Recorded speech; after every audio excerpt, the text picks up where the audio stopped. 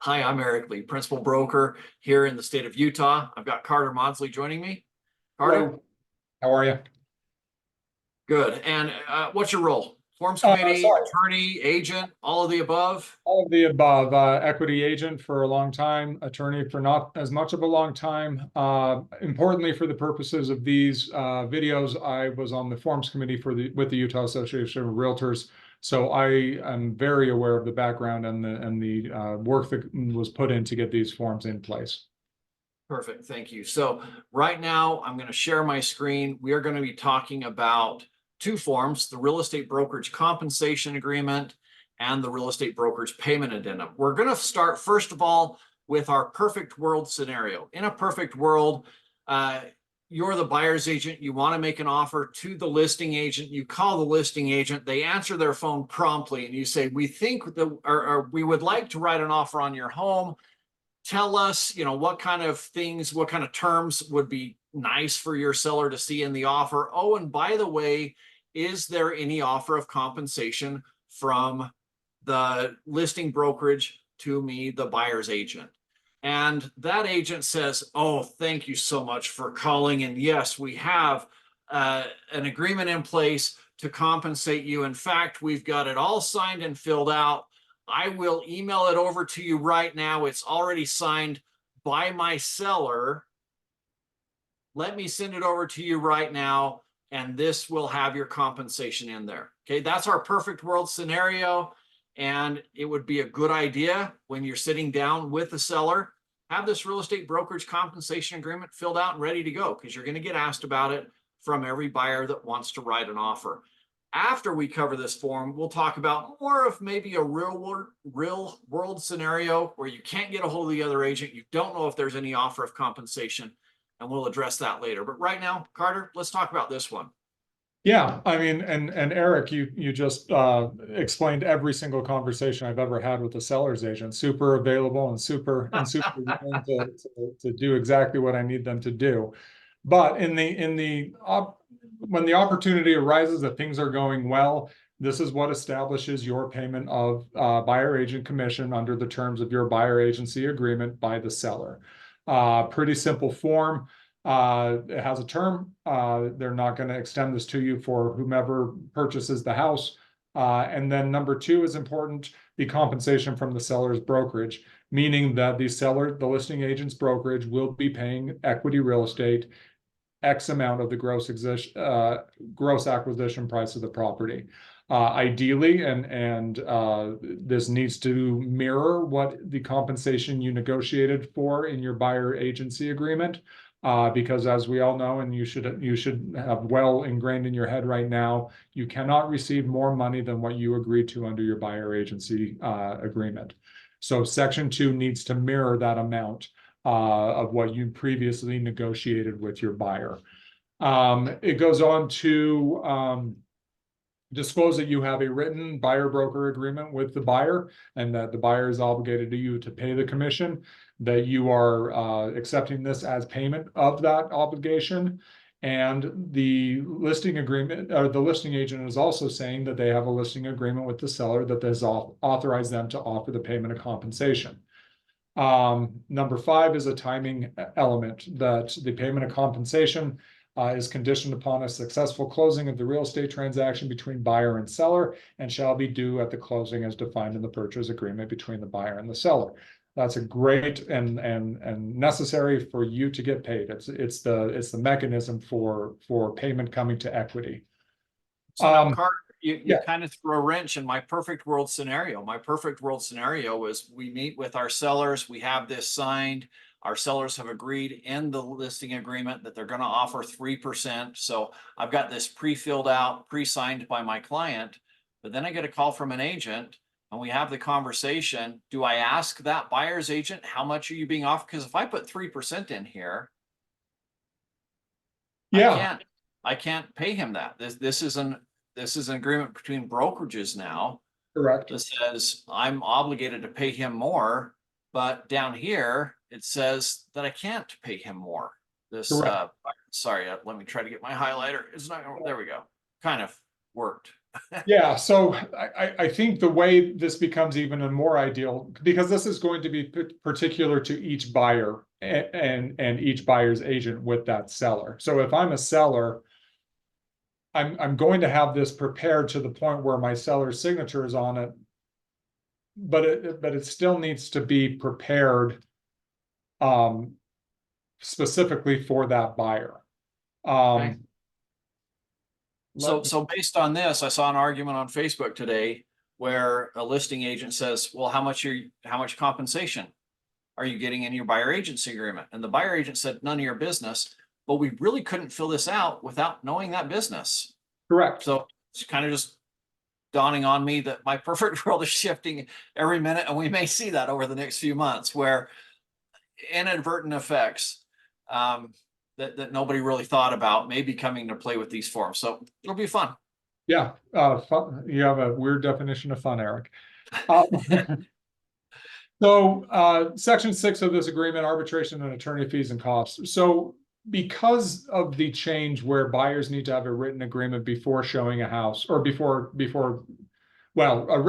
written agreement before showing and an agency agreement before purchasing, the procuring cause provisions of the NAR Code of Ethics and Arbitration Manual has kind of gone out the window.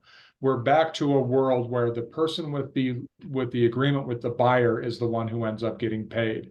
However, if the NAR has seen that there is still going to be, or the UAR has seen that there's still going to be a need for arbitration in the event of commission disputes, let's say that amount in number 2 is higher than the buyer agency commission agreed to by the buyer agent in their agency agreement.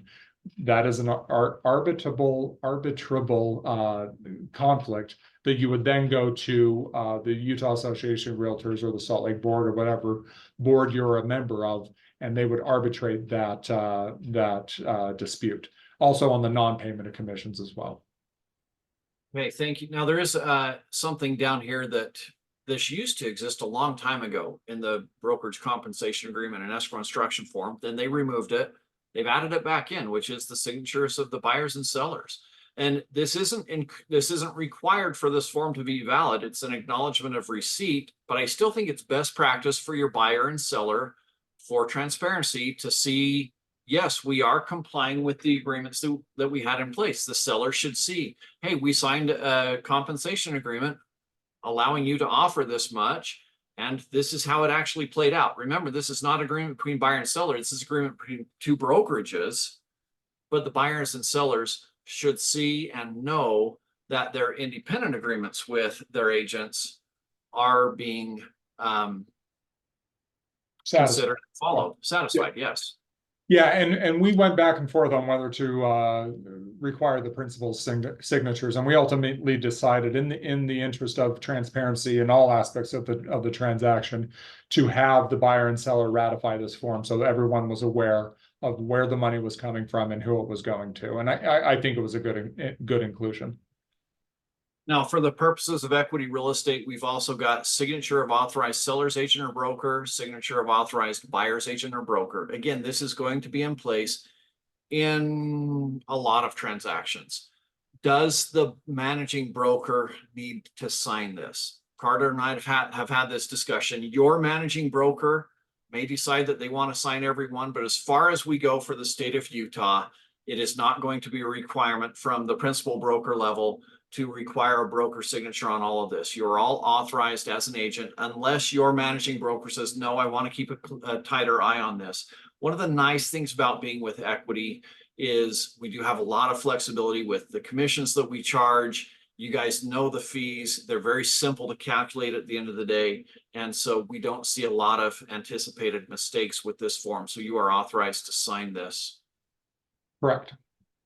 Okay, let's go to the non-perfect world, real estate brokerage payment addendum. So this world is where I'm sitting down wanting to write an offer with my client, and I call up the listing agent and it goes straight to voicemail, or I get a message that they're on vacation, or maybe I get a message that voicemail is full and I'm like, crap. And I text them and I get nothing, but we want to get this offer submitted tonight. And I have no way to know if there is any form of compensation because I don't have an MLS anymore saying that I get compensated. So In the absence of any agreement of compensation, I'm stuck to this form. Now, this may be a temporary form because there are some proposed changes to the real estate purchase contract here in Utah. They're currently going through their panel to get processed with the Division of Real Estate. So, and if that happens, this language is incorporated into the standard purchase contract. So we may not use this addendum for a long time, but until that is passed, we've got this brokerage payment addendum. So let's go through this really quick, Carter. Yeah, and this is the addendum that makes me feel better that real estate is going to be the same as it always was. Because I think as Pollyanna as we were, that the real estate brokerage compensation agreement will be filled out correctly prior to writing an offer. The real world application is more like what you just described, Eric. Listing agents not returning phone calls, you scrambling on behalf of your buyer to get an offer in because there's multiple offers and you need to get something into the seller to consider, but you still want to ensure you get paid. So this throws everything into kind of the same pot where you're asking the seller to satisfy the buyer agency agreement that you have with your buyer, the commission that's contained in the buyer agency agreement, and just asking for it in one lump sum. You're saying, hey, seller, as part of my buyer purchasing your property for this price that we previously offered, that includes your satisfaction of their buyer agent commission in this amount, which you will then enter into section 1. And that way you can ensure that without any agreement with the cooperating broker, that you've put a stake in the ground on what you expect to get paid. This is subject to a counteroffer. The seller can say, no, I'm only going to compensate you for 1% of that. And then, like everything else in the contract, it can become a point of negotiation.